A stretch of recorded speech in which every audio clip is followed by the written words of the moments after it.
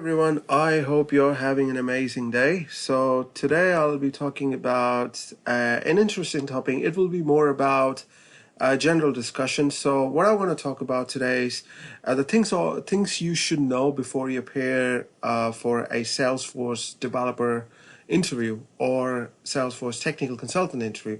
So Salesforce developer interview is a little bit different compared to a Java interview or a C# interview. Mind you, interview is an interview, but there are different things you need to keep into consideration. So I would say Salesforce interview will be something similar to a Microsoft CRM interview or a NetSuite if you're applying for a NetSuite, Oracle NetSuite job, right? So because the number one reason, right, the Salesforce relies lots on point and click, and they expect you to have a platform knowledge, and it's a SaaS product, right? It's not like you have an IDE, separate IDE, like a Visual Studio IDE, and then you start writing a C# code and develop an application, and right. So that's a little bit different to that. But that being said, you need to understand the concepts and all kind of stuff, right? So let me start with the first thing, right? Before you appear for any Salesforce developer interview, you need to know the Salesforce admin part first, right? It's very important because the reason why is that you can't expect that you can do everything using code in Salesforce. There are a lot of things which you can do without writing a piece of a code, right? And that's the best way to go forward, right? Okay, so I will start with the very basic thing, then we talk about the other stuff, right? The first thing, if you're a Salesforce developer or a consultant, right, you should know what are profiles, right? So see, like you can see on my screen, right? I'm in a developer org, so I will show you a little bit here and there, right? Then I expect you to do your own research to figure out. I'm telling you based on people I've seen, a couple of people I've interviewed. So I just wanted to share those experience, and so it's nothing specific to any company or any organization. Everyone has their own interview style, but if I'm interviewing someone, right, it's based on my personal perception, the things which I look for in a candidate. So that's exactly what I'm gonna tell you here, right? Okay, the first thing, right, I would expect you to know about the security aspect of the Salesforce, which is very important, right? Security aspect in the sense, right? Let me go to Salesforce setup here. So look for profiles. So I would like to know, if you understand a profile, right? When do we use profile? Whether a user can have more than one profile, right? And why do we use roles? Whether a user can have more than one role, right? And why do we use permission set, right? And what is org-wide default? And what do you mean by sharing rules? And when do we use manual sharing? Because this is important. Even if you are writing a code, right, you need to understand with sharing and without sharing model, right? So in that case, the security comes in the picture, and it's very important you understand the security, right? And then the kind of users you need to create, which is very important because that comes into picture when you do integration aspect of it, right? So let me start with the basic things. The first thing you need to know about a user, right? How to create a user. It should be very basic, right? You should know how to do that and how to assign a profile. And what's the difference between a role and profile, which is a very, very basic question, and what's the difference between a permission set and profile, and what about the permission groups, right? So that kind of stuff I would be interested to know. And then how can you restrict a login to your user? I know it's an admin question, but you might get asked at times, right? The way you can restrict a user, by login hours and other kind of stuff, right? So you need to know that as well. So let's say a user tried to log in multiple times, and then let's say you're an admin, or let's say you're a developer, right? And they comes to you and say, look, I can't log in, right? So the first thing you do, you have to look at the login information, right? And sometimes you won't see it. The reason why you won't see it because they might be entering the invalid username. So that kind of stuff, important to know, right? Okay, so and then I would expect you to know about the process builders, right? Which is very important, right? Process builder, workflow. Although I must say that workflow is getting a bit obsolete because Salesforce is not investing much time on developing workflows. But that being said, they're not gonna pull the plug on workflow anytime sooner, right? But that being said, many organizations would have workflow already in place, so they might expect you to know a little bit about workflow, right? And when do we use workflow advantage of process builder over workflow? Because process builder have a lot of workflow, right? And then you should know about flows, right? Because flows is a better way. If you don't want it to code, you can do a lot of stuff using flows, right? An approval process, sometimes they expect you to know about approval process, whether you can trigger an approval process from a process builder, right? You can pretty much write code to trigger an approval process, but that's not really a great way to do it, right? Okay, so a lot of things you can do using point and click, right? So the basic things, this I would at least expect you to know, right? And then I would also expect you to know about Lightning App Builder, because we are almost in the Lightning, right? And we are not relying too much on Salesforce Classic anymore. If you are from Salesforce Classic, that's fine. Like if I'm interviewing someone, if someone say, look, I don't have much experience with Lightning, but I have a lot of experience with Classic, that's fine, not a problem. That's, I won't penalize the person for not knowing it. That's fine, at least as long as the person understands the concepts, right, which are quite similar to both the platform, right? So if the person do not know about the Lightning App Builder, that's fine. It's not a problem for me, right? Then I would expect that person to know, if you're a developer, right, about their integration experience, if they have done any integration experience, whether they can write the APIs, right? So, and okay, if they do not want to write an API, how can they expose an API to a customer, right? So that's where the auth settings comes into picture. So the way to do that, you go to, App Manager, and just taking a while, okay. And then you create a new connected app, right? And here you will actually enable the OAuth and then give the user credentials, right? Client ID, secret ID kind of stuff, right? And for that purpose, you need to make sure that you create a separate integration user, but please make sure that integration user should not have a sysadmin profile, right? Okay, so that's the thing I would expect you to know, like the difference between inbound API and outbound API. So that's the first thing, right, when it comes to integration. Because the reason why integration is important, like if you're a Salesforce developer, and if you, let's say, go and work for some other firm, or if you're a Salesforce technical consultant, some companies, they will expect you to know how to integrate the Salesforce with other system, right? Could be an Oracle system, or could be with the say with the Jira, or with with the LinkedIn, whatever, just an example, right? So you need to know how to work with APIs, right? That's one thing I would expect. If you're someone who claims to have at least 3 to 4 year experience in Salesforce development, I would expect you to know how to about APIs. If you are comfortable with SOAP, that's fine. That's no problem with that. I mean, SOAP is great as well. But if you're someone who's comfortable with REST APIs, that's great as well, right? As long as you understand the model of web services, so that's what I'm interested into. And then I might even ask you about different authentication. What is auth? What is OpenID?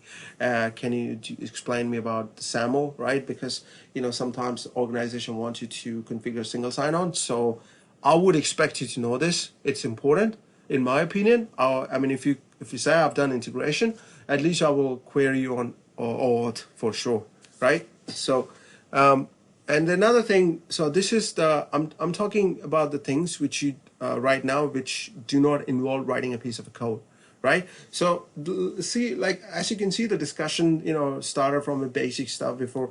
See, in Salesforce, not everyone will ask you about the code, right?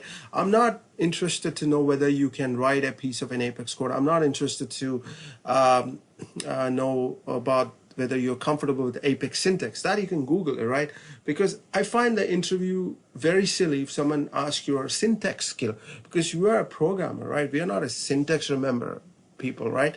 Because like in my case, right, I sometimes in a day I work with .NET. Sometimes I do JavaScript. Sometimes I do have to do Apex code, right? Sometimes I do not code at all in a day. So I don't have to remember syntax, right? So if you are switching back and forth in different technology, you don't have to remember each and every syntax, right? But I expect you to know the concept, the limitation of a language, what all the language can do. At least I expect you to know those, right?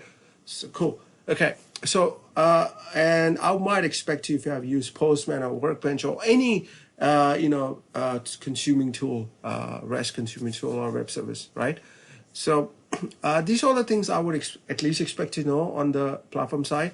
I might even ask you whether you know how to set up a page layout and do you understand what are record types, right?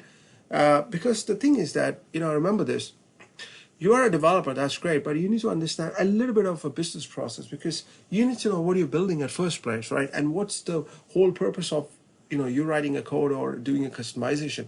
You have to understand a little bit of a broader picture, right? Because that will make you an amazing developer. If you do not understand the process, right, then you might struggle in the long run because you won't get an overall picture. So, and you will develop only for a short span of time. So that's not really good. Okay. So that's my personal opinion. You might have your own opinion. So I'm not judging anyone. I'm just saying how I feel, right, and how I work. Cool. Okay. So this is the things I expect you to know. Now coming to the code side, right? I would expect you to know Apex, obviously, because that's a programming language, right? And I would expect you to know object-oriented programming, whether you are comfortable with interfaces, right? And then I might ask you about solid principle, whether do you know about the solid principle. Can you explain to me what do you mean by open close principle? Or even if you don't understand it, at least I would expect you to know how to code using abstraction, right? The way to use interfaces, because I came from a .NET background, a C# background, and I've done a lot of Delphi as well. So I'm used to doing solid principles a lot. So because I don't like to see messy code because it's very hard to maintain for the long run, right? If someone writes a messy code, I just do not like it. So that's because I used to write messy code. I mean, I'll be very honest. People who worked with me when my previous boss would have said, "Oh, I used to write crappy code," but I learned over the course of time. I mean, I'm not going to penalize you in the interview when you don't understand design pattern. That's fine, as long as you have attitude to learn. That's all I'm interested into, right? So I'm just saying it will help, right? Because if you're someone with 3 to 4 years, or let's say 5 to 6 years experience, I would expect you to know design patterns. Because if you're someone who is 1 to 2 years experience, yeah, I would say, all right, that's fine. We can always teach you, right? So I'm just saying, it's for your own sake. It's good to know design pattern. That will help you to become a better programmer in the long run, right? So Apex code, right? In Apex, you need to know about the batch, right? And you need to know about queues. You need to know about, yeah, so that's very important, right? And you need to know about the triggers, right? Different kinds of triggers before insert, after insert, delete, after delete, that kind of stuff. I would expect triggers, and then how to write a test case, right? The best way to write a test case, because if you tell me that you don't know how to write a test case, that's just not good enough for me, because in Salesforce we all know that you have to write a test case, right? Unit test before you deploy your stuff to a production, right? So that's the thing. And then also I would expect you to know when to use the future methods, right? Because from a trigger you often use future method to do a call out, right? That's the thing I will expect you to know. And then I would also query you about multi-tenant architecture. What do you understand by that? And then about SOCL. Why do you use SOCL? And and if you're someone who came from a DB, say Oracle or SQL Server background, you might find SOCL a bit interesting and a bit challenging at the same time because of the limitation. And then, yeah, so you need to know about the SOCL limit, right? Why do we code to avoid the SOCL limit? And based on that, I would expect you to know how to bulkify a code, right? These are limited to Salesforce, right? So I would expect you to know if you're going to work as a Salesforce developer, right? How to bulkify a code. Can you write an insert statement inside a for loop? If you say yes, then I would actually doubt your experience. If you're someone who says I have 5 years experience in Salesforce, and then you say you can do insert inside the for loop, then I will question your experience straight away, right? Because I'm a pretty straightforward person. I don't beat around the bush, right? Because I just believe in cut the crap and come to the point, right? Okay. So that's the thing I would expect you to know, right?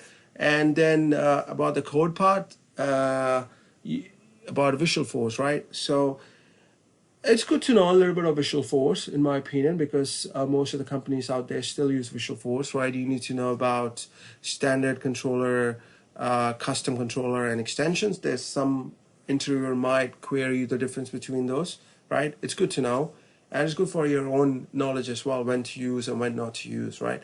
Cool. Right. And then I might ask you about a little bit about CI/CD if you have worked on it. If you haven't, there's nothing wrong with that. It's fine. And I might ask you about the repository if you've used any, right? So kind of stuff. And then I might ask you about the tools you use, right? Whether you use Visual Studio Code or just for a casual conversation, just to get you more comfortable, right? And then I might ask you about Lightning component if you have worked on one. If you have not, that's fine. At times, some people expect you to know Lightning components, so I would expect if you're someone who's been doing Salesforce every day, then I would expect you to know a little bit of Lightning component, right? So, like I said, I will never query you. Can you write me a code to do this? I'm happy to you to do a pseudo code for me. That's fine. I'm interested to know how you approach a problem. That's more interested in. That's what I'm more interested into, rather than bothering you with syntax. I don't care, right? You can write me the code in a let's say in a C++. I'll be happy with that as long as I understand what you're trying to do, right? And then I would also expect to know a little bit about cron expressions. A little bit. I'm not saying you need to be a champion of cron expressions. So yeah, and schedulable task, when to use, how to use. At least I would expect you to know, right? So these are the things on the front I would expect you to know, right? And the difference between with sharing and without sharing, when to use in the Apex code, right? That kind of stuff. I won't query much on the Aura side of things. Even a Lightning, I won't be querying too much. But going forward, right, over the course of time, let's say if you're watching this video 5 years down the line, Lightning will be the main development platform for web for Salesforce, right? That might happen. So you have to know Lightning in that case, right? So I'm just saying, if you do not know, it's a good time to get into it, right? Cool. Okay, so that's about the basic server-side development and UI development. So now comes to the integration part, right? Integration, two kinds of integration you can do, right? The one is the consuming part, another one is exposing part, right? Exposing part, when you expose your API to the third party, who will consume your API and do whatever task you want. You can do out of box using Salesforce, right? If you don't want to write a code, that's fine. Like I said, explain to you using new connected app, give the credentials and give the URL first to generate an access token and of authentication URL, and that access token they can use in their other API link for accessing the S objects, right? So you can do that. But if you wanted to write a REST service, you can do that as well. Like, say, for instance, if you have header and detail object, let's say a billing object, right? Billing header, and billing line items, right? So, if a user or third-party user wanted to push the data from their system to your Salesforce org, if you expose them out of box, then they have to create a billing header first, and then they get the Salesforce ID, and then they have to create a billing item. So it's a two calls they have to use, right? Instead, if they wanted, you can write your own, REST API and expose it so that they can pass on the detailed information, and you do everything behind the scene in a single call, right? So that you can do. And so that's part, you might get asked if you put in your CV that you have that experience, right? If not, then perhaps people may not ask. Okay, and another thing you might get to work on is consuming the APIs, right? Let's say you wanted to consume a LinkedIn API or a GitHub API. Just an example, right? I don't want to name any other major providers in the world, So let's say you wanted to pull some data from, let's say, GitHub, right? And then you need to know how to consume an API, and you need to know how to use OAuth or bearer token, right? So sometimes some APIs only have username and password, so that's good as well. So you need to know how to consume it. And then, so I would expect you to know in Salesforce there is something called named credentials. So I would expect you to read about this. It will come handy for integration, right? So these are the things I would expect you to know. Another thing I might ask you about the reports, right? Kind of reports, right? Tabular, summary report, matrix, join report, when to use it, when not to use it, right? Those kind of stuff. Whether you can create a chart using a tabular, or whether you can use a chart using a summary. That kind of questions I would query on, right? These are the very basic questions. You don't have to be a Salesforce architect to know all these questions, right? So whatever I've told you right now, and these are the questions a Salesforce developer often get asked, at least in New Zealand, what I've seen, right? It could be same in Australia as well. I mean, you can't expect that you go to an interview and the interviewer say, oh, look, let's stick to the code. That's not how it's going to happen, right? And if you apply for a consultant job, they might query on your business process. So it's good to know a little bit of business process as well, right? How you get a requirement, right? And what happens when you hit a problem. So that kind of stuff, that forms a part of a behavioral interview question. But I'm just saying they can sneak in at times during a technical round as well. Okay, so I hope I covered most of the stuff. Sorry, I didn't mean to intimidate anyone with all these questions, but it just, like I said, it's a general discussion. I don't have any slides. I'm just sharing based on my experience, right? So if you're a Salesforce developer, you will know what I'm talking about, right? And as I said, for me, experience matters a lot. I don't care about the certifications, right? It's plain straightforward. I don't care. I mean, if someone says, look, I have integration designer certificate, I have, Salesforce application architect certificate, but if a person can't do a basic integration, it's just a piece of rubbish for me. It's just that simple as that. I mean, sorry for being blunt, because you hire somebody to do the stuff, who care about the certificate, right? I mean, if you have experience, you want to do it, go for it. But at the end of the day, client doesn't care if you have certificate. Some do, but if you can't do the job, then what's the point, right? But that being said, the most important thing is the attitude, right? It doesn't matter if you don't know something, that's fine, because we don't know everything about Salesforce. It's a huge platform. It's evolving all the time. And another thing, I'm sorry, I forgot to mention, you might have to know about platform event as well, like event-driven architecture, right? At times, integration can be done using platform events, right? So I would expect you to read about it. I also expect you to read about bulk APIs, streaming APIs, right? When to use it. So these are kind of stuff you might need to know, right? Some companies, if they use it extensively, they will use it. So these are the very basic stuff I discussed, right? At least every Salesforce developer out there should know before they prepare for an interview, right? And I might have missed a few things like, relationships, like lookup relationship, roll-up summary. These are basics, on anything on a custom object, you should know about it, right? Custom fields, how to create formulas, right? Formulas are very important. Sometimes you can do a lot of stuff using formulas. And they might ask you the difference between when to use a formula, when to use a roll-up summary, right? So roll-up, and another thing, very important, is the junction object, when to use the junction object, right? So, many-to-many relationship between two objects. So, and you have a middle object, right, which shares a many-to-many among other objects. So, yeah, this is all I wanted to talk. Like I said, it's just a discussion today. There's no hands-on, right? I mean, I've did a lot of hands-on about different stuff, right? I've covered about Platform Dev 1. I covered about App Builder, right? So a lot of things I've talked about it. So, yeah. That being said, that's all I wanted to talk about it today. So greetings and adios from New Zealand. Take care. Bye-bye.